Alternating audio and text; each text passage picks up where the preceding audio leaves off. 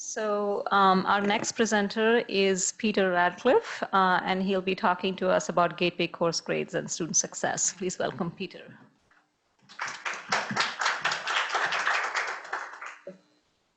Hi there. I'm Peter Radcliffe, Director of Undergraduate Analytics on the Twin Cities campus. I work in the Office of Undergraduate Education and in Institutional Analysis. And I'm going to be talking about a relatively simple concept. I really only have sort of 2 points. But there's a lot of depth of, behind that, a lot of detail, which I'm going to give you only a sort of surface view of, because that's what we have time for. But hope that's sort of a launch for questions that we can dig into more. We can talk a little bit about the work that has been done with this data so far and the work that's going to be continuing with that data. So talking about gateway course grades and the impact that has on student success. And so the sort of core points are students who struggle in classes are less likely to graduate, and that those experiences are unevenly distributed across our students. So we wanted to try and take a look at these sort of important courses. Gateway courses get discussed in a lot of spheres across the country, somewhat different terminology some cases. This is sort of a definition from John Gardner Institute. We're really looking at classes that enroll a lot of students, so we're affecting a lot of the students that are at our institution, that are sort of those entry points into programs. So they are key to getting students going on the programs that they're going into. And then also that provide a lot of challenges for students. These are courses that have high DFW rates, high levels of withdrawals, and particularly often for underrepresented students. So we've been interested in that as part of the work of our Strategic Enrollment Management Committee. So Beth gave you the landscape of that. This is a working group that was spun up to address questions around gateway courses and the impact of those. And so that in part came, again, some activity from our board, but also ongoing activity for us as a committee. The board, about a year and a half ago, had a session where they wanted to ask about gateway courses and what we were doing around gateway courses. And we wanted to extend that discussion, dig into our courses, see what we could do to improve experiences there. So the first thing, very much in keeping with this group, we wanted to dig into the data and see what do we actually know about how students do in these classes. Then to try and identify what the barriers are, what the gaps, there's very interesting trends and differences that we wanted to dig into. Try and connect people. There's a number of different things. We'll sort of talk about some of the moving parts in this area. But once you get past there are grades and there are graduation rates, there's an awful lot of stuff that feeds into that. And then recommendations, which we'll talk a little bit about going along, for what we can do to improve the experience of students in these important courses. So key findings, the core one, which is again really sort of the point that I think we wanted to be able to talk about here, is that the sort of average rates that we have, what percentage of all students in a class get a low grade, obscures really important differences across populations. And we had the comment about more focused, more tailored kind of outreach and interventions during the discussion we just had. That's a big part of this. We need to be able to identify what students are struggling, try and get to the questions of why and what we can do to help. So very interesting discussion across some of the fields that were involved in these. Particularly the group that we had together represented chemistry, computer science, math, and philosophy. And you'll see there in the next slide there how we represented on these difficult courses. And noticed similarities in the kinds of topics that students were struggling with across their classes. And that helps us then think about what might we do to try and help students to master those skills. We also looked at course placement information, getting students connected to the right course for the background that they have and the progression they need to make on their program is very important. there's a lot of work that's going to be done over the next year in student support work, and obviously work that's been done on examining our student support. And then there's some really interesting discussions that have been going on within programs about how these classes are taught, and how that can be done in a more inclusive way, in a way that is really supportive of all students, and meet those students where they are. So the high level stuff that I'm telling you already is disguising all of the important detail. These are the large enrollment classes that over the last 5 years have had the highest levels of D, F, N, and W grades. So students who have either earned grades that are not going to be able to count towards majors, or withdrew from those classes. And overall, of course, these are higher than we would like. This is creating obstacle for students in their progression.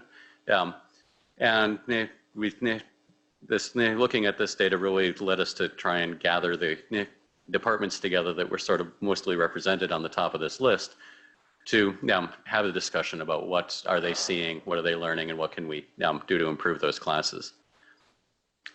But again, this is sort of the aggregate of all the students. But when you dig in a level deeper, so this is now going down just the top 10, if you start to break these down across different categories of students, and I'm keeping that still at a very, very high level here, we've got a lot more detail behind this.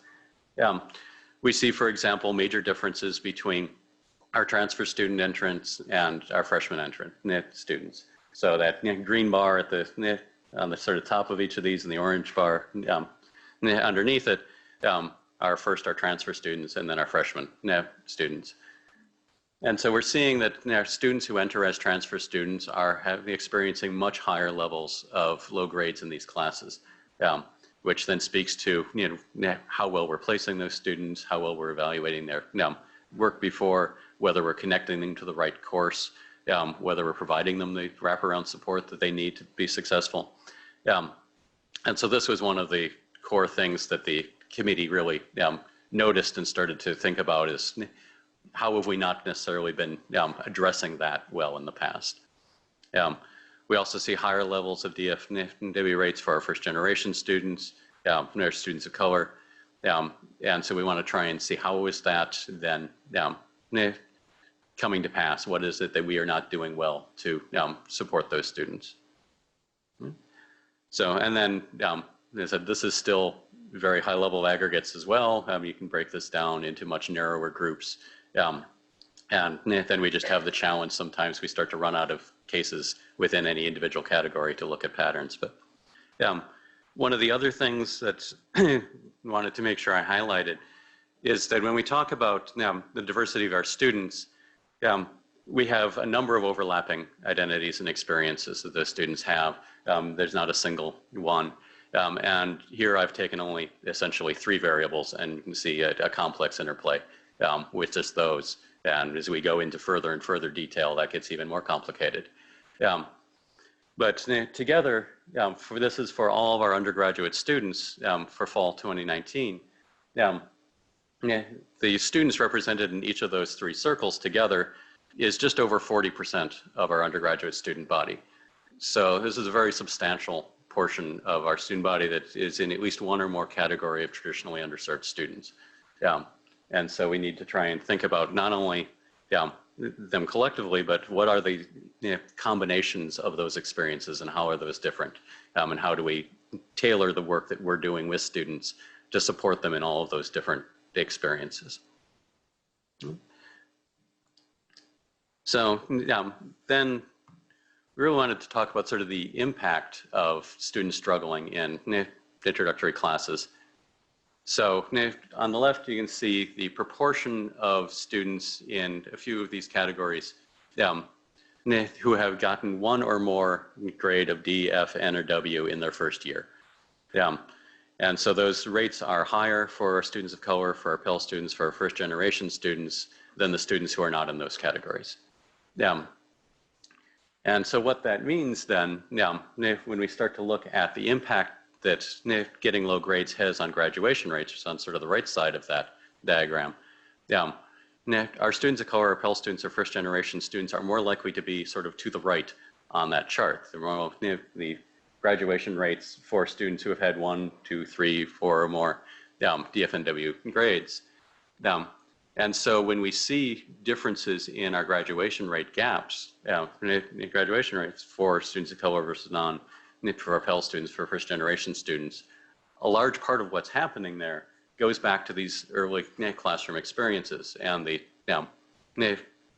impact of having to repeat a class, having to think about potentially changing majors.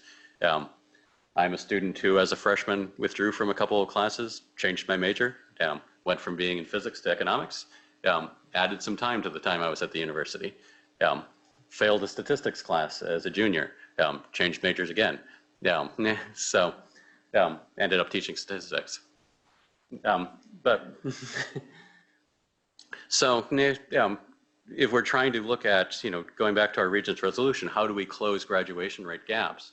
A key part of that is making sure that students are successful in those introductory classes, that they continue on a path to get their degree. And so one of the things, if you sort of look carefully at this sort of step down chart on the right, as you can see, we're losing for a student who gets a single DFNW grade in their first year, about 20 percentage points off their likelihood of graduating on time as a freshman. So this is 4-year graduation rates for freshmen for this chart. That's a lot.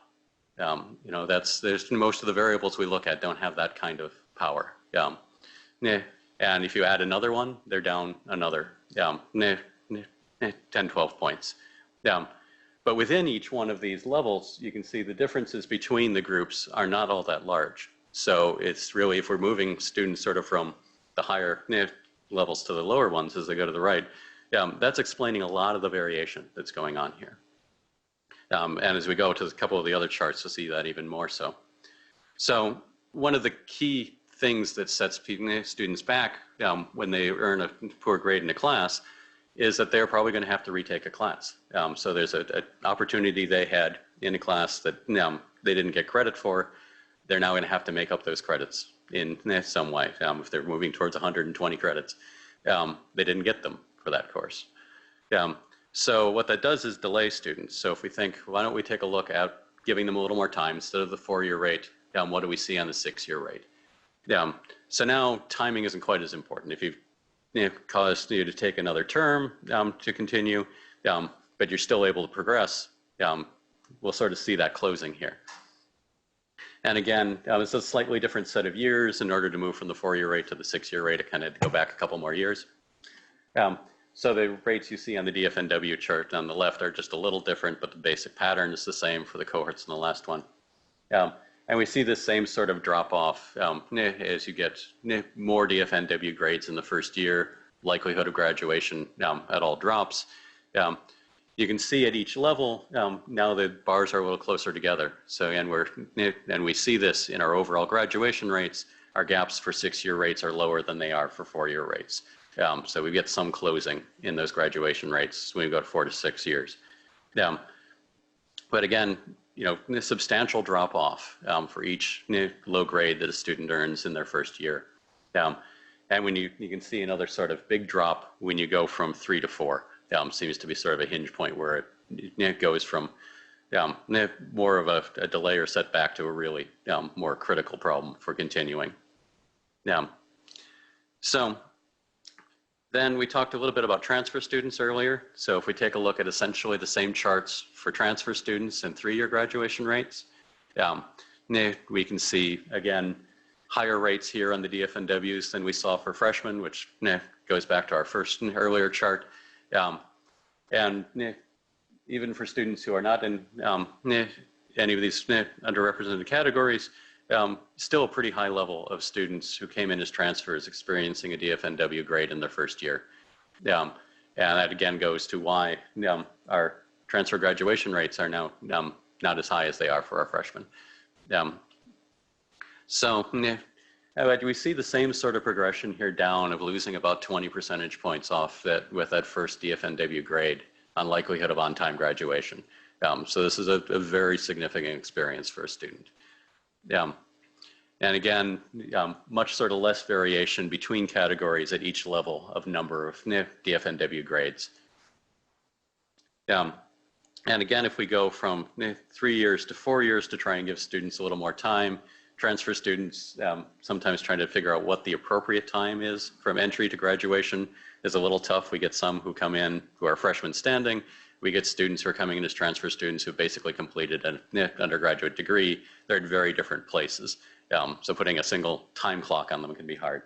But if 4-year rates, we see really very little difference between the different bars on the right. Once you sort of account for the number of low grades, a lot of these differences between these groups are really shrinking. And so again, if we sort of think about how we help students, if you keep sort of moving back upstream, if we want to affect graduation rates, we have to affect retention. If we want to affect retention, we got to affect these classroom experiences and grades. Then we got to get inside the classroom, figure out what's leading to those outcomes. So some of the discussion that was going on between our session here, you heard discussion already about thinking about what are those experiences that students are having that are sort of further upstream before they start to run into difficulties. So in terms of thinking about what we do about this, so the Gateway Course Committee was thinking about the variety of things that interact with student success in the class. So we talked about placement testing already. I haven't talked much about teaching innovation. There's a lot of interesting work being done in classes by individual instructors and involved who are just working on their own or working on multi-institutional research projects to improve the experiences that students are having in those classes. And we are seeing just from the things that have been implemented in the last couple of years in some of these core departments, some significant changes in the levels of DFNW grades in these introductory classes. So some of that is already having a payoff, and we hopefully will see sort of down the line the payoff for that in satisfaction students have with their class experience, but also retention, graduation. We've taken the work on midterm alerts, tried to reinvigorate the efforts there, get faculty more engaged again, and we've again seen participation in those midterm alerts increase. And we're looking at also sort of new technologies that we can use to make that easier for faculty, make that communication better for students. There's a lot of work that's been going on and will be over the next year on learning support and academic support programs. Beth mentioned the referrals, so referring students for service in a smoother way, more effective way. And then of course, fun for me, the data analytics, getting this information in people's hands.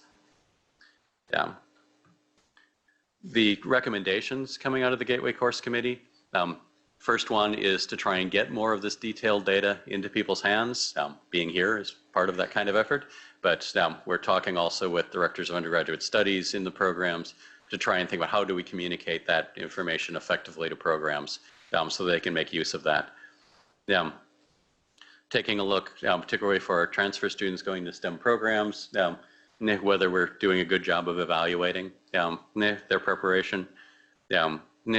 We are expanding the use of placement to try and make sure we're getting students into the appropriate class. We're trying to take a look at, outside of just placement, how do we advise and recommend classes to students to get them into the appropriate place, even if there isn't a sort of formal placement mechanism. Also, as mentioned, improving student support.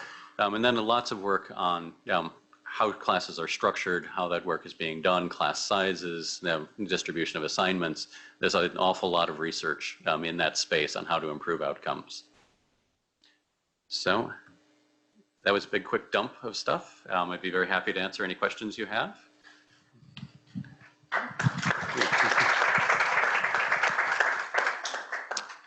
Peter, there is one online question. Yep. What is a gateway course?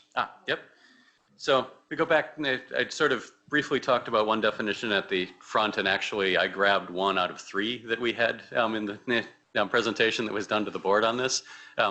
But typically what we're talking about are courses that are the entry points into the university and into programs that enroll large numbers of students and are likely to be the places where students get tripped up and run into trouble. And exactly sort of what combination of those parts differs sort of depending on which group of researchers and programs are taking a look at that question. Everyone's got their favorite sort of definition on these things, but that's the sort of general concept. Other questions?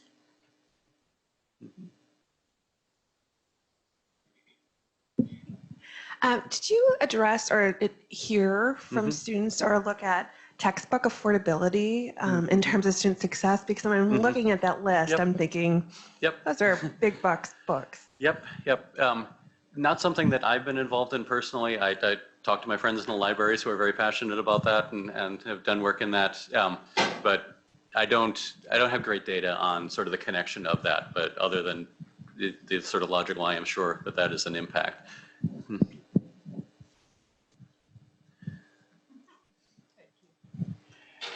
Are these slides also going to be available to us on the data? Oh, everything will? Okay, great. You mentioned some of these teaching pedagogical changes that are already underway. Can you say more about any specifics there? I'm trying to remember the details. I provided sort of data support for this committee and less participation, but there's a look at delivery methods. They've been experimenting with difference between the online and in-person versions of some of these classes. There's attention being paid right now to class sizes and how we can adjust that. I know there's other things that we are sort of being talked about going forward that I'm not sure exactly what will come of, but certainly adjusting when feedback is given to students, getting information to them early in classes, different you move away from sort of high stakes to more distributed sets grading opportunities, but there's a lot of different innovations that are going on. We are there's at least 3 or 4, I think, different multi-institutional projects that involve some instructors on campus, where they're sort of doing parallel kinds of experiments at different places to try and gather information on what's effective. So there's lots of activity in the space. But yes, CEI is very important.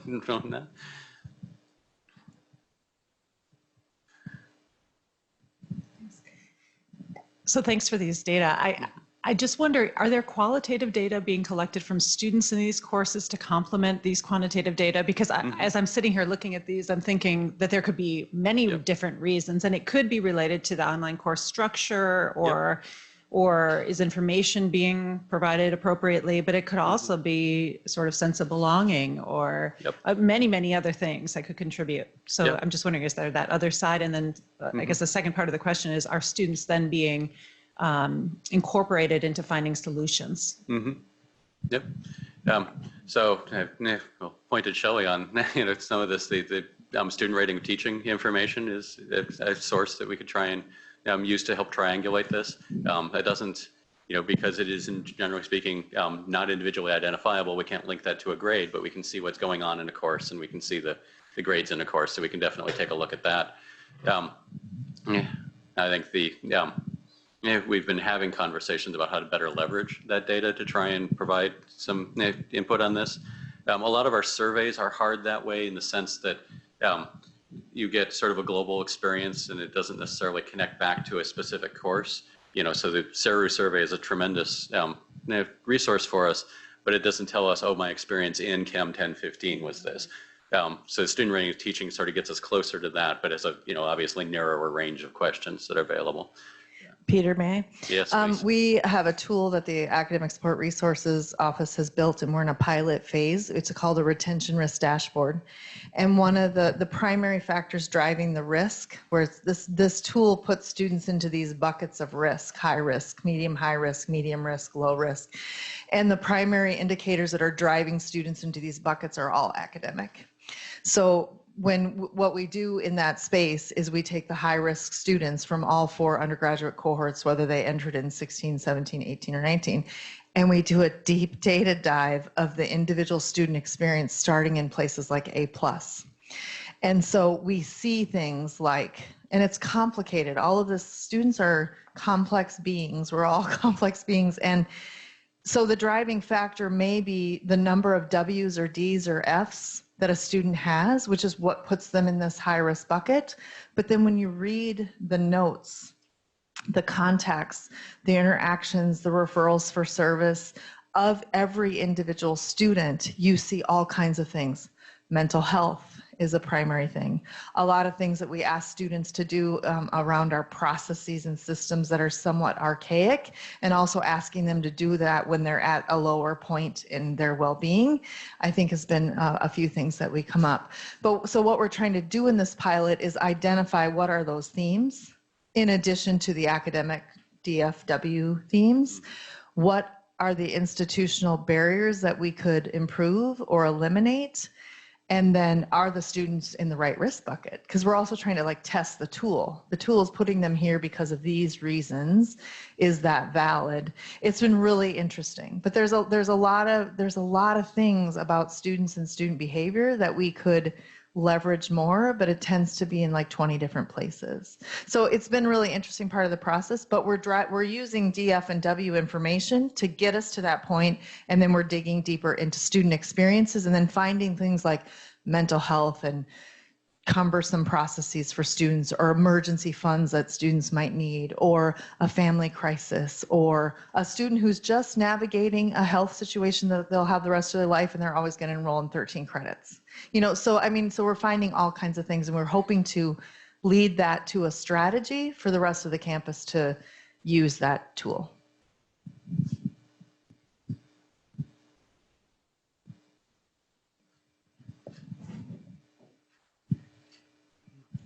Thank you.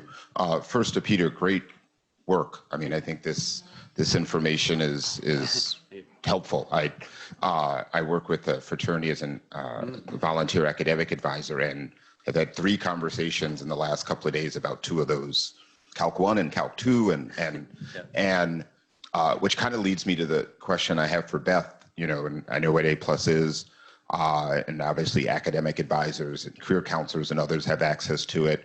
But thinking about the complex lives of students, so they're engaging in conversations with their resident directors or their CAs or their supervisor about being depressed or other issues.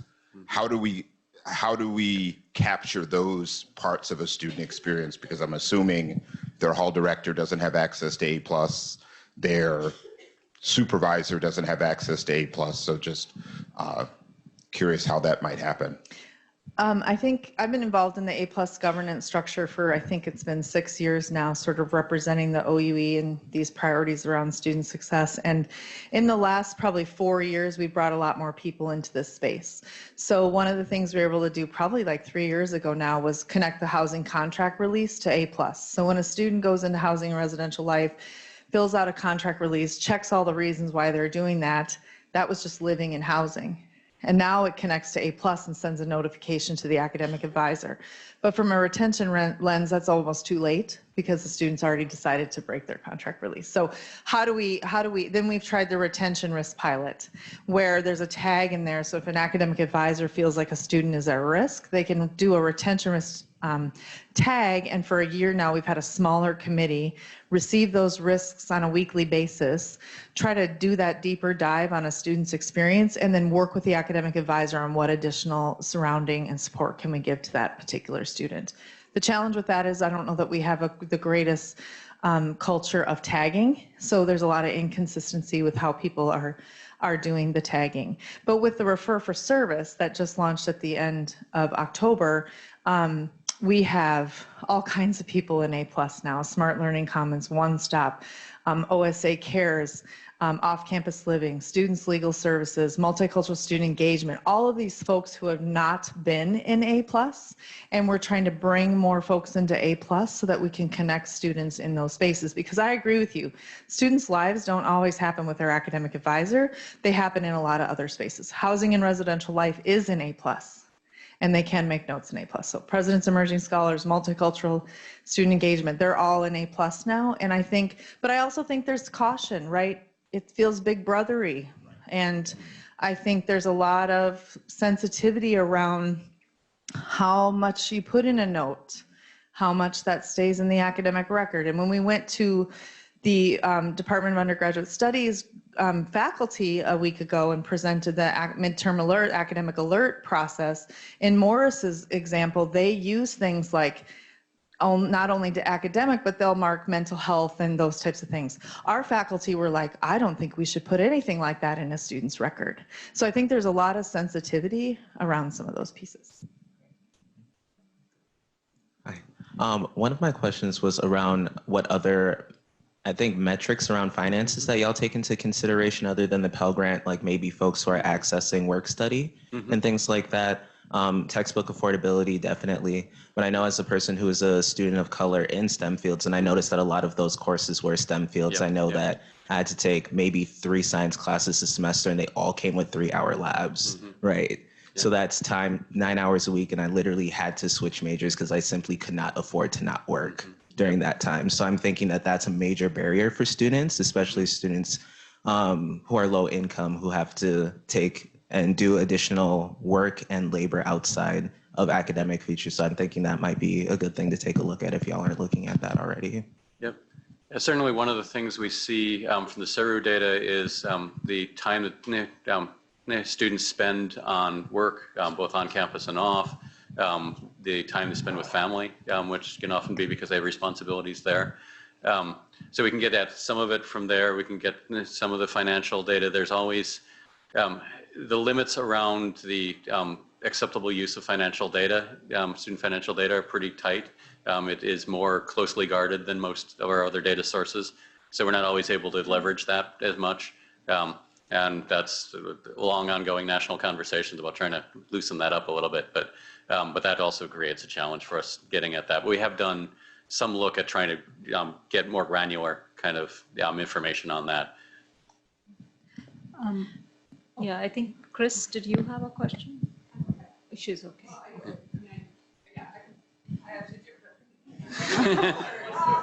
Okay.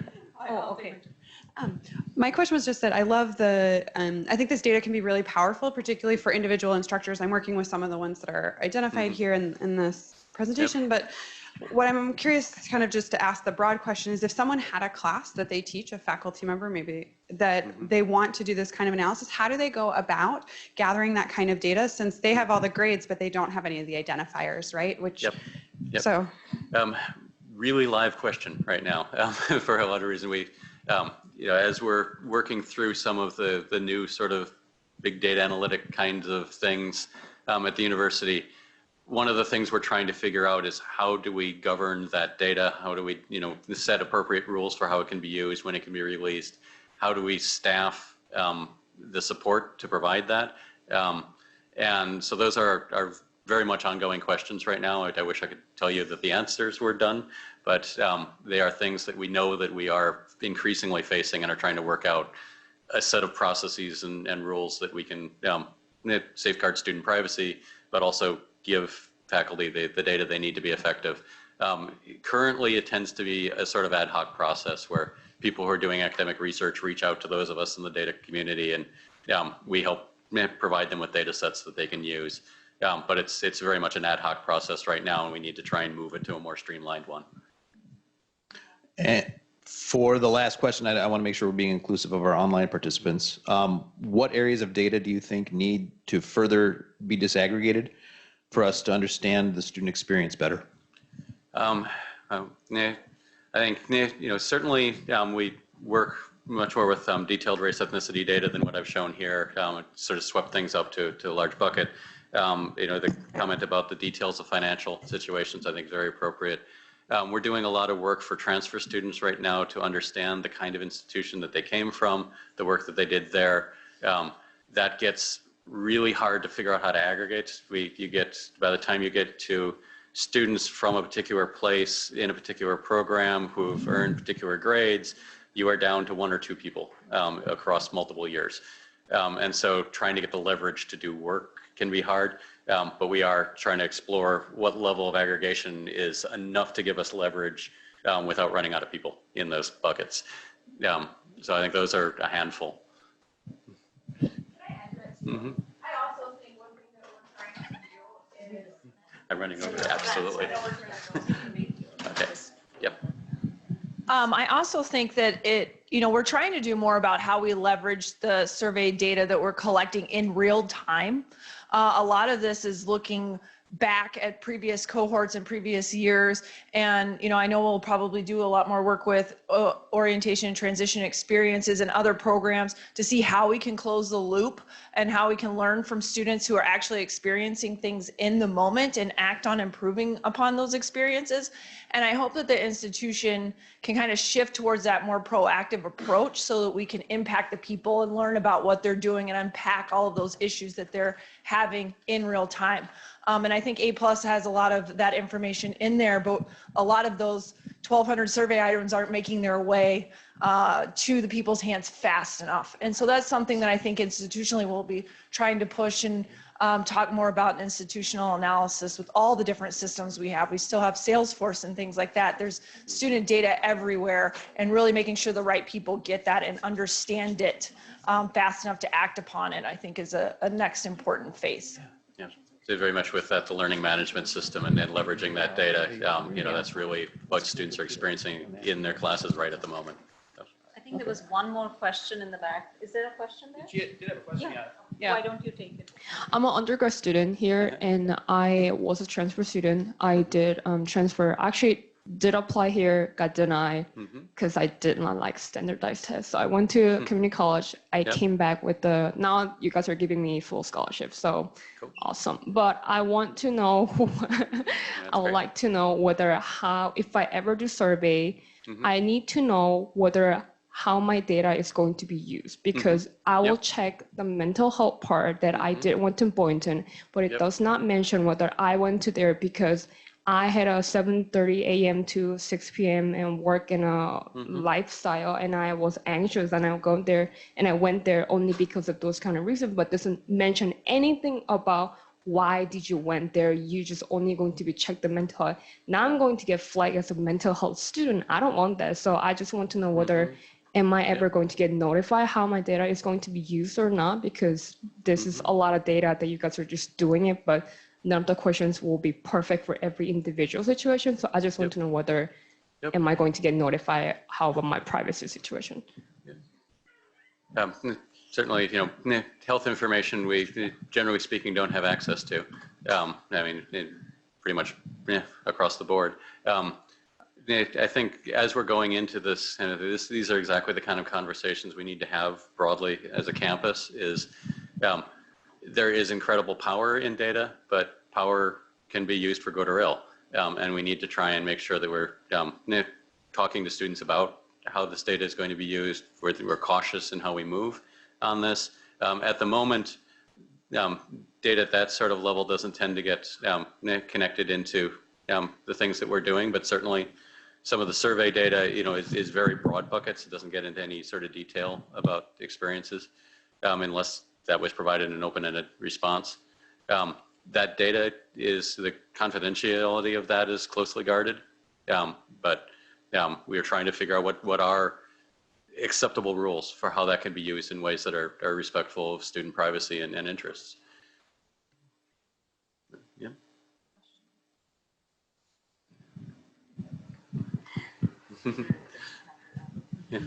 Along those lines, what are we doing, or what have we thought about for students who don't self-identify? There are circumstances, and again, given this country's history, where a student might not feel comfortable identifying as a particular ethnic group. Yep. I think, we try and use that data more to sort of look at whether there are disparate outcomes. It's not something that we're using to make predictions or recommendations, or, it's really to try and check what's happening to see if we are creating unequal outcomes. So what we, and there's always noise in that data in a sense. Both because of people who choose not to identify, but also just trying to understand the detail of identification, and that in multiple sorts of identifications people have, multiple race ethnicity categories, orientations, economic backgrounds. So, trying to leverage all of that in a meaningful way can be a challenge. But But what we get then is there's just a certain amount of loss of information that we don't know. Some of the students who we'll have students who have accidentally checked the wrong box. That happens on forms. You mean to hit one thing and you end up in another. And on any data collection process, we have a certain amount of noise that gets in. So I think, we're just, when we're looking at things like this, we often are trying to look at sort of aggregate patterns and hope that most of that noise sort of falls out in the aggregates. In the first year,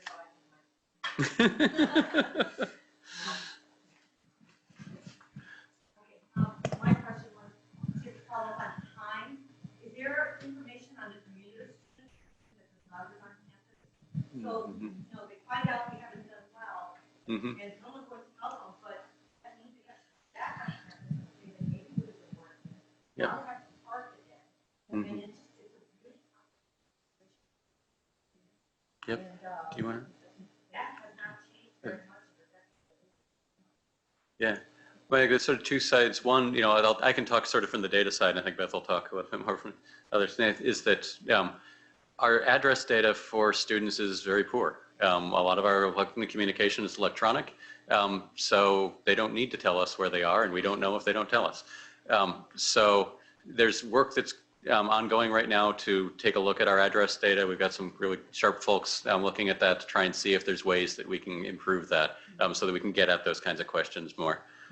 For 5 years of first-year retention data, one of the significant characteristics of students who leave is living off campus. And so we've been really working hard with off-campus student living in the Office for Student Affairs, Orientation and Transition Experiences, and President's Emerging Scholars. And this fall, we were able to there was a donor who wanted to buy commuter students meals. And so we have created this commuter success program in a way to try to engage students. They have to engage though. That's the hard part, is you can create these things, but sometimes students don't respond to them. But giving them spaces to have meals, giving them spaces to connect with other commuter students who have similar experiences to them while they're doing that connection. So we're really trying hard to find ways to support those students, because I do think, especially in the first year, that value is a really important value of being able to live on campus.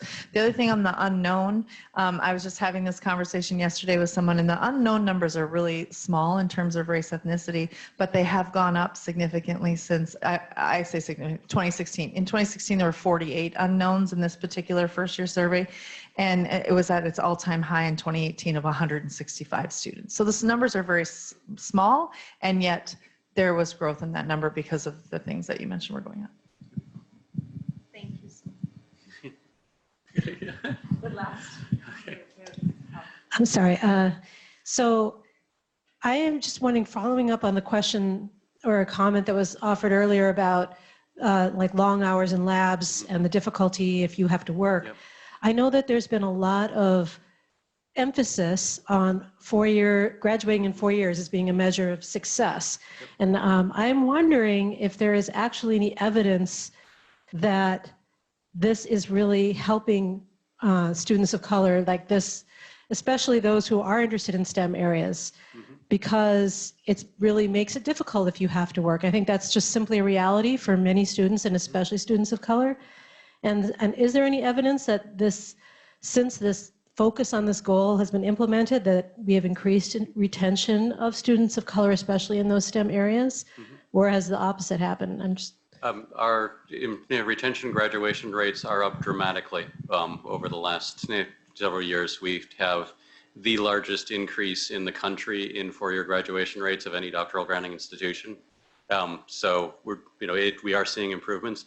I think there's definitely a challenge for timing. 4 years is a recommendation, not a rule. And we try and look at it from the standpoint of, are we facilitating students' ability to be able to graduate in 4 years? The other thing, obviously, is what we see for students who stay longer is vastly higher levels of debt. For one thing, which doesn't include the opportunity cost. If you are foregoing a year of work, you will have likely earned more money in that year than it cost you to be here. So every year that a student stays here is a tremendous amount of money that's lost to them, both in possible income and in expenses here. So we do, from a sort of financial outcome standpoint, it is a really powerful impact to get students out on time. But we need to make sure that that's actually sustainable and possible for students. And where it's not, we don't force students out. We support them through. So we do see still, another 10 percentage points of difference between our 4-year rates and our 5-year rates. So we definitely are getting a lot of students still out in 5 years. At this point, very few sort of in the 6 or more. It used to be we still would get all the way out to 8 years. We were still seeing substantial increases.